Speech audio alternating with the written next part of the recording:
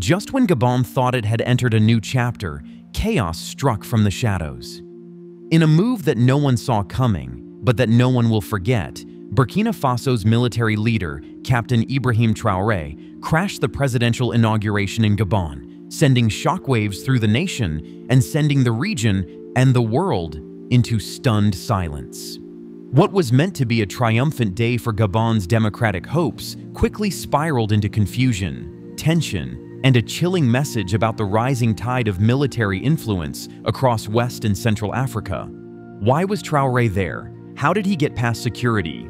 Was this a rogue appearance or a calculated show of regional dominance and Pan-African solidarity with Gabon's military faction? Traoré, known for leading Burkina Faso's bold anti-French revolution and positioning himself as the face of a new African resistance, has just escalated the stakes.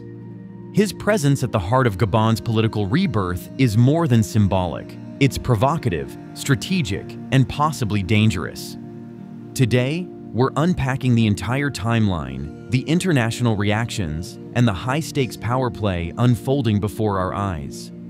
Because this wasn't just a political stunt, it could be the spark that ignites something much bigger across the continent. Brace yourself, because Africa's political future may have just taken a sharp turn. A shocking entrance. On May 3, 2025, Gabon stood on the threshold of a defining moment in its modern political history. After enduring decades of dynastic rule under the Bongo family, followed by a sudden and transformative military coup in 2023, the nation was finally ready to usher in a new era of governance. The inauguration of Brice Oligui Nguema as the country's fourth president symbolized not only a return to constitutional order, but also a hopeful step toward democratic renewal and political stabilization. Libreville, Gabon's capital, was charged with anticipation and national pride. Streets were adorned with national flags, and the air reverberated with music, speeches, and chants of unity. Hundreds of thousands of citizens gathered to witness the inauguration, which many saw as a moment of redemption after the abrupt end of the Bongo dynasty. The ceremony was carefully orchestrated, with dignitaries from across Africa and beyond expected to attend, representing a broad show of support for Gabon's new leadership. However, what was meant to be a day of celebration took a dramatic and unexpected turn. Amidst the buzz of official motorcades and media coverage, a convoy of unfamiliar armored vehicles made its way into the secured zone. The convoy, flanked by heavily armed personnel, bypassed standard diplomatic checks, raising immediate alarms among security officials.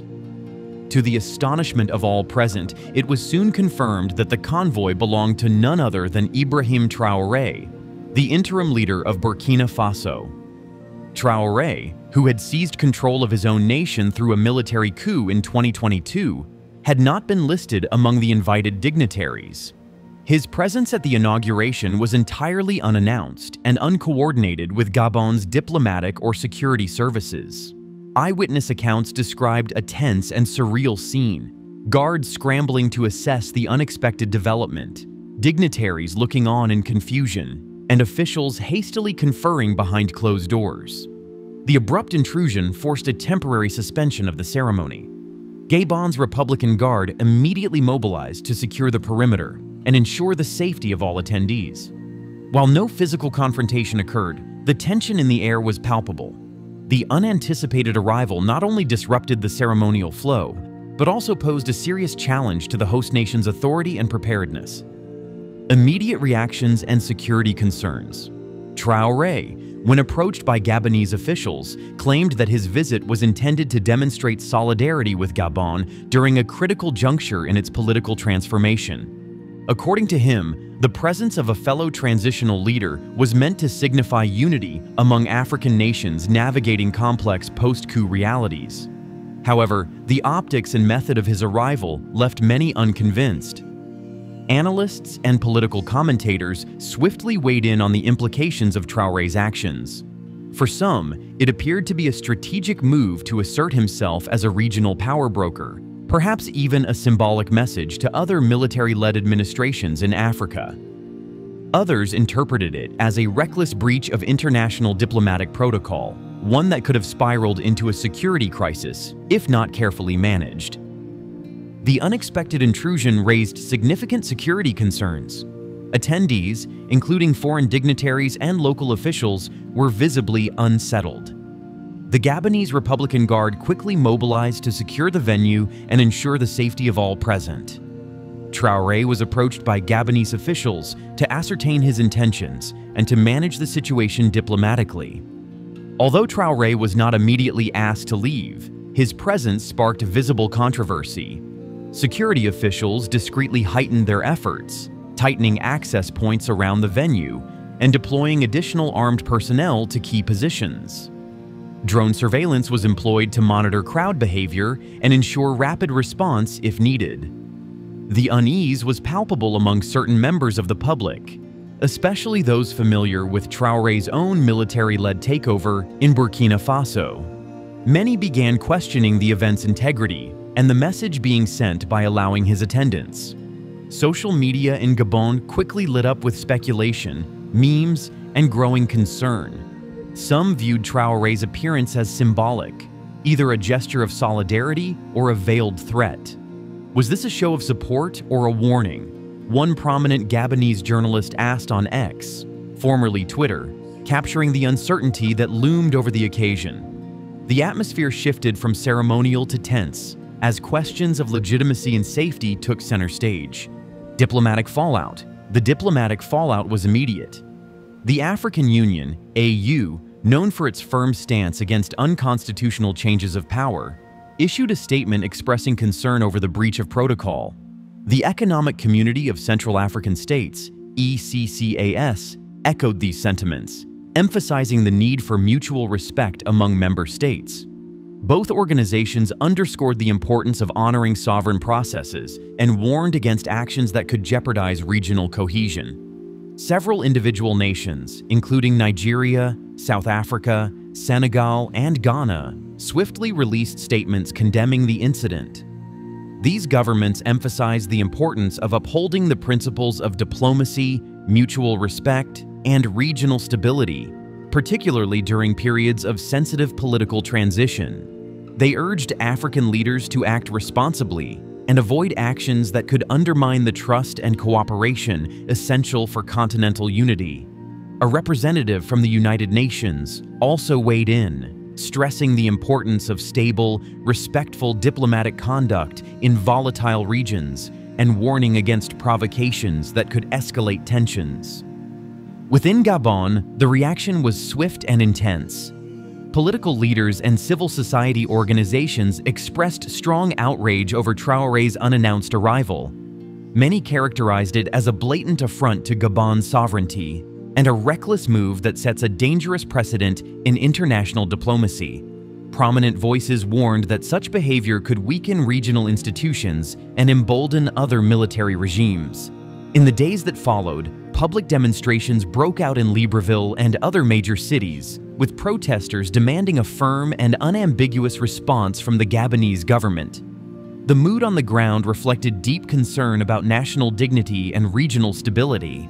In response, the Gabonese government announced the formation of a special investigative committee. The committee's mandate was to determine how such a significant breach of protocol could occur and to recommend measures to prevent similar incidents in the future. Officials also pledged to engage with their Burkina Faso counterparts diplomatically, while maintaining a firm stance on the need for accountability and transparency. Broader implications for regional stability. This incident sheds light on a broader and more troubling dynamic in West and Central Africa: the growing influence of military-led governments and the complex interplay between power, legitimacy, and diplomacy. Over the past decade, several African nations have experienced military coups or constitutional crises, often resulting in prolonged transitional periods.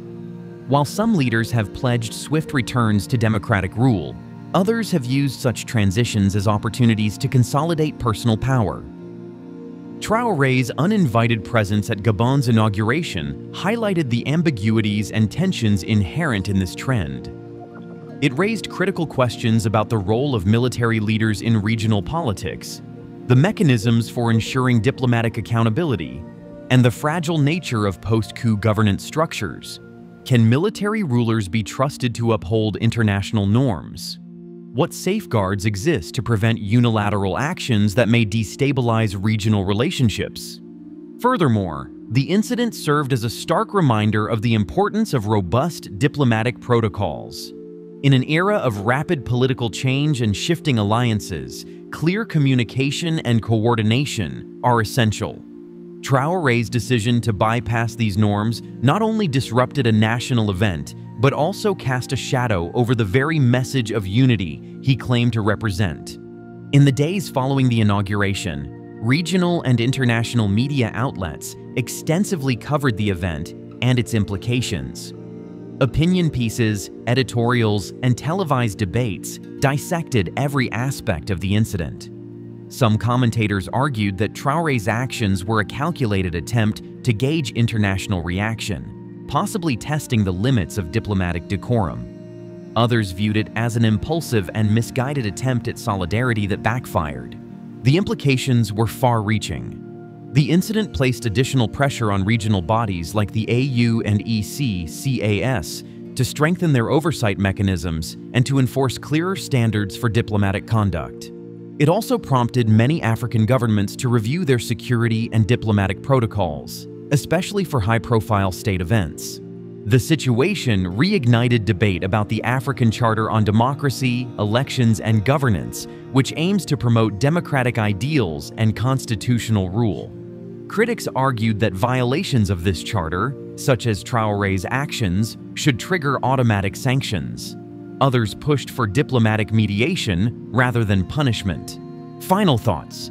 As Gabon moves forward under the leadership of President Brice Oligui Nguema, the legacy of this dramatic inauguration will likely linger. For many Gabonese citizens, it was a bittersweet moment, a day that was supposed to mark a clean break from the past, marred by an unsettling display of political opportunism. Yet it also served as a wake-up call, reinforcing the need for vigilance, preparedness, and a renewed commitment to democratic values. Therefore, Ibrahim Traoré's uninvited arrival at Gabon's presidential inauguration was more than a diplomatic blunder. It was a multifaceted incident that exposed the vulnerabilities of transitional governments, the challenges of regional diplomacy, and the urgency of establishing clear norms for international engagement. While his stated intention may have been one of support, the execution was flawed, and the repercussions were significant. This incident has sparked important conversations about sovereignty, legitimacy, and the future of African diplomacy, conversations that will shape the continent's political landscape for years to come. To ensure that such occurrences are not repeated, both Gabon and the wider African community must work together to strengthen diplomatic ties, establish transparent communication channels, and reaffirm their commitment to constitutional order. Only through unified, coordinated efforts can the region safeguard its progress toward peace, democracy, and lasting stability. The dust may be settling in Gabon, but the message Traoré delivered couldn't be louder. Military power is rising, borders mean less, and Africa's old political order is under siege. His unexpected arrival at the inauguration has thrown alliances into question, rattled civilian governments, and reignited the fierce debate about the direction Africa is headed. Is this the dawn of a new Pan-African military bloc, or the dangerous rise of strongman politics masked in revolutionary rhetoric? One thing is certain: what happened in Gabon isn't staying in Gabon. The African Union is scrambling, France is watching, Russia and China are undoubtedly taking notes, and for African citizens caught between hope and fear, this feels like standing on the edge of something historic. Where does Gabon go from here, and what is Ibrahim Traoré's next move? If you want to stay ahead of the story, hit that like button, subscribe, and drop your thoughts in the comments, because this is more than breaking news. This is the new face of African geopolitics, and we're going to follow it every step of the way.